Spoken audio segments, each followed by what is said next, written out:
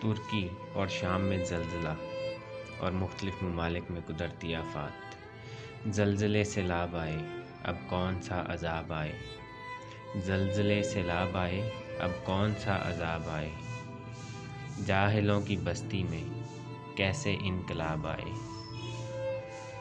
جاہلوں کی بستی میں کیسے انقلاب آئے۔ شر سے نہاتے ہیں مردار گوشت کھاتے ہیں، بے بسی پر ہنستے ہیں کہے لگاتے ہیں، بے حسی ہے مشغلہ شوقیہ دکھاتے ہیں، ناحق خون بہاتے ہیں اس پر دندناتے ہیں،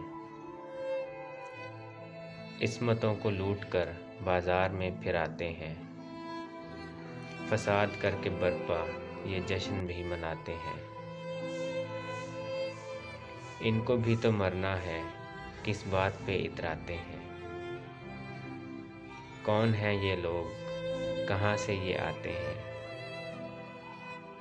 خدا خدا بھی کرتے ہیں پھر اسی کو بھول جاتے ہیں، خدا خدا بھی کرتے ہیں اسی کو بھول جاتے ہیں۔